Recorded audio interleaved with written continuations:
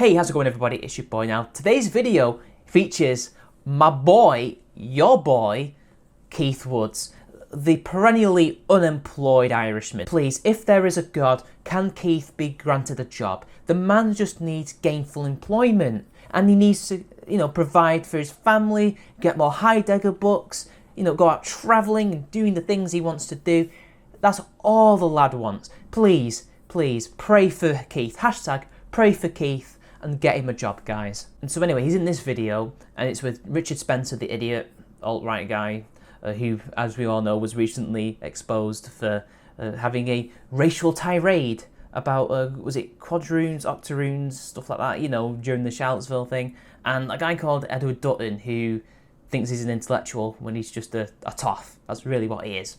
And they are talking about very interesting things. This really isn't necessarily about what they're saying, but more like why they're saying it, and where the alt-right, or well, they don't even call themselves alt-right anymore. They seem to be oscillating between different terms. Nationalist socialists, some of them are, or they could be considered third positionists, which is another word for either fascist or national socialist. It's more and more splintered, guys, basically, that's what it is. And they're just floundering because they have no ideas anymore. And this is a conversation wherein they talk about Islam and things like that and what they can get from it and things like that, which I find to be very strange, because why would they consider anything from that ideology, which we would assume they don't like for many reasons, obvious reasons. But no, apparently it's something to learn from, something to grow from. I must stress, this is only a 2-minute clip on Twitter. The full context is not there. It's a little video about basically how they've run out of ideas, so apologies for no context. I don't know which stream this is a part of, but hey, you know what? We're here to laugh. There does seem to be something to this, in the sense that we might need to adopt some of the virtues of Islam. Adopting the virtues from what they would consider an invader ideology, an invading religion. Well, if this is not defeatism, then I don't know what it is. They're really desperate, aren't they? They're struggling to find ideas since Charlottesville, since a lot of things that have happened, since their influence has waned. I mean, CNN contributor Richard Spencer is considering adopting virtues, whatever they are, from a religion that he obviously doesn't like. Wow. Grasping, clutching at straws here. If not all of it. If not all of it. Woof. Wow. But we might need to adopt some of its virtues in order to survive. And that the kind of terrorist reaction, on some level and on a symbolic level, it is a kind of natural reaction against the ultimate consequence of Western ways of thinking, which is if it feels good, do it. Satisfy your empty soul with material goods. So apparently terrorism is a response to capitalism and being able to buy almost whatever you want to satiate your needs. Apparently that is what it's a response to materialism. Well, no, that's not what it's a response to, because even the terrorists enjoy the fruits of technology and materialism. They enjoy, going to the shop and buying iPhones and what have you. They like that. It's the other things they don't like. So really, it shows that these people are not the defenders of Western civilization like they like to purport they are. In fact, they're the very opposite. In fact, they've always been the very opposite. Nietzsche would consider these people to be of a slave mentality, of a herd mentality, and more slave morality, shall we say. These people have no ideas of their own. They are charlatans. They offer nothing to people. And that something like Islam is ultimately necessary. I just like how Western civilization is just pure materialism and decadence to these people. It's I don't know how to explain it. I consider these people to be Germans, not English or American or Irish. These people are not of the Enlightenment that basically built European civilization as we know it. They're definitely not anywhere near as close to people like Plato or Aristotle and the like. They're kind of like the German idealists. This is what the German idealists used to say about the English. They used to say that we were capitalistic and materialistic and that we're decadent and we're immoral and degenerate because we're a nation of shopkeepers, to paraphrase Napoleon. That's what they used to say about us. That's one of the reasons why they justified going to war against us, as World War One was going on, because they began to see that as a civilizational conflict between British capitalistic liberal society and Prussian/German militaristic, romantic, idealistic society, because they consider themselves to be a more purer people. Not in terms of race, that came later, but in terms of culture. This is what they are. They are the German idealists of the 19th century, and it shows that they think that Islam can somehow fix these materialistic things in Western society, that this is what they think it is. This is what they think terrorism is a response to, when it's not.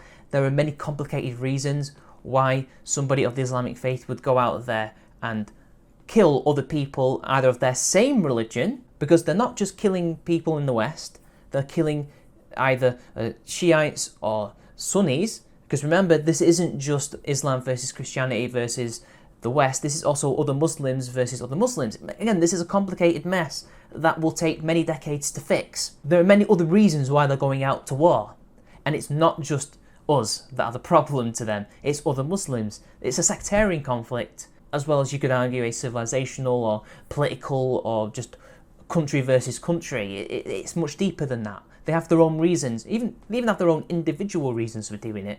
Some of them are doing it for the good of the religion, others are doing it for themselves, maybe they just want to go to paradise. There are many different reasons. You can't just chalk it down to, Western materialism. It's just so reductionist and, quite frankly, absurd. Yes, I'd agree. Well, at least it's not atheism. You see, the other two don't like the Jews, particularly Keith. Keith here, who's basically, to paraphrase one of the Deep Law guys, forgot your name, sorry, I think was it Shergar, who's basically being Spencer's twink in this. That's a good phrase. Basically, those who don't like the Jews and will ask you, are you Jewish, if you say anything that contradicts them. With Dutton, I don't know if it's necessarily race, but he doesn't like atheists. So he will ask you, are you an atheist, if you contradict him. All this is preferable to where they're currently living in. And I can't believe they actually agree with that. They actually think that. Will they be thinking this within the next couple of weeks? I don't know. They're oscillating a lot. They keep coming in with all these ideas, but then they're abandoning them, jettisoning them. It's sad to watch. It's really sad to watch. Okay. And as I say, I came away I wrote the book, had a provocative title, blah, blah, blah, blah, and I came away with a rather positive view of my subject matter, far more positive than that view I had when I started it. Right. I hope, in a way, I have not really had a good dialogue going with Muslims. Heavens, I wonder why you've not had a good dialogue, Richard. I wonder why. But I think it would be interesting for people like us. Could we get Louis Farrakhan to come on here? Louis Farrakhan, wow. Yeah, good luck with that. Good luck. Also, look at Keith. He's just in love right now. Look at his eyes. He's fluttering. Oh, he loves being with his masters, doesn't he? Let me try. Because I went to his church, and I'm terribly sorry. I went to his. Did they call it a temple rather than a mosque? Did they call it a temple? They might have. I know they must have called it a mosque. I went to his converted Orthodox church, which is now a mosque, a very beautiful building internally and externally. And I, for one, welcome our new insect overlords. The irony, guys, it's a converted church, but he doesn't see the irony in what he's saying. Oh, beautiful building, great, brilliant. As he's prostrating himself to these people, as they change, I guess from their perspective, if I was a true believer in the stuff that they believe in, I'd be saying to myself, hang on, he's praising this person who's changed our cultural icons. I mean, I may not be Orthodox or whatever, they tend to be Catholic or even Protestant, but still it's a church, I guess. So the enemy has converted a church, and yet he's placating these people because we can learn something? Like, if I was one of them, I would be outraged right now, because this is just prostrating, this is giving up. Very friendly people who were very happy to talk to me, and they were a little worried when we first approached them. We were outsiders. We were, cracker personified. Well, except for Keith, he's Irish. I'm only joking, guys. I'm only joking, obviously. But look, they're desperate at the moment. They have nowhere to go. Their movement is in shambles. It is currently in the ashes. And they're trying to find some way of making themselves relevant. So I guess if you can't beat them, join them is the mantra of today's video, right? if going by this clip, of course, again, this could change in a couple of weeks. They will be allying with some other weird fringe group. But currently it is the Nation of Islam. By the way, people like you have tried that already and it went nowhere because ultimately you guys have too much differences. Even though you've got quite a lot of similarities, the differences are too great for you guys to ever be allies. Now, I guess they would be nice and friendly to you because, well, you know, they're not going to start fights in public, are they? You know, that doesn't mean they want to accept you. They will never accept you. And likewise, you would, if you had more power than them, which you do not, you would not accept them either. And of course they would be scared. They would be cautious around you because of what they've heard you say. All of you. And they've seen what you said about their demographic. They've seen your followers and what they say. Do they really want to be affiliated with you? No, they do not. Not that they need to. You need to be affiliated with them. Rolling up to their black nationalist Islamic church, asking questions. But then I think they quickly realized that we were not their enemy and we were not there to subvert them. It didn't take long. It didn't take long. They realized you were weak. I'm reading between the lines. Is that what they've realized? Hang on, these guys aren't a threat. These people are groveling at our door. Really makes you think, guys, doesn't it? And then we started talking and we demonstrated respect and we got a bean pie out of it, which is, I say this totally unironically, it was very good. So you knelt at the altar, you kissed the ring of Louis Farrakhan, and then you got a bean pie. Well done.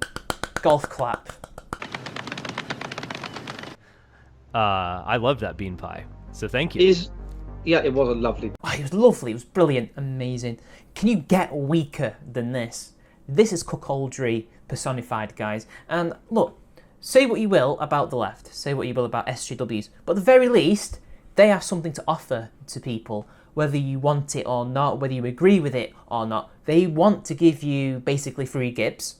That's literally what Bernie Sanders' platform is what Corbyn's platform was. And they also have platitudes of equality and things like that. Whether or not they actually believe in it, one, it depends on the individual, but two, really, no, they don't. And even if they do, the outcome of that never pans out in reality. It never goes the way they want it to anyway. But at the very least, that is something tangible that I can say, that's what they offer. Even though communist ideas have always ended up in mass murder, poverty, etc., etc. Much like these people, their ideas have also ended up with these same outcomes. But what am I getting out of it? Nothing. If I was somebody like them, what am I getting out of it? Nothing. They have nothing to offer. They have no ideas. They ran the crest of a wave that was really artificially concocted by the media in large part. And also, they had some people with some ideas, but they lifted it from older intellectuals. They just could repackage it in a better way. But now that they've lost that wave, now that most of those smart people have left the movement, either they've just gone underground, they've been arrested, or they changed their ideas, they've left that side to go to another side or what have you. They have nothing left. Spencer's going on CNN for a reason. He's trying to rebuild his platform. He's trying to get more exposure. This is what they're reduced to. They are reduced to talking to the enemy, adopting ideas from the enemy. But then again, are they really their enemies? Because they claim to be the defenders of Western white civilization.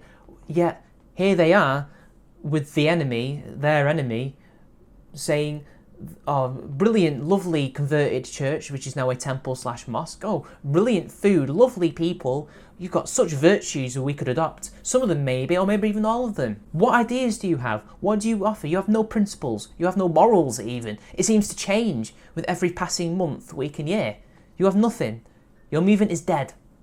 Now either you come up with your own ideas, you give something tangible to people, even if it's bullshit, like the SJWs, which it will be, undoubtedly, or your movement dies. Let it die, guys. You failed. That's all I've got to say, guys. This is simply the dying embers of a movement that was never really going to make it. And thank God.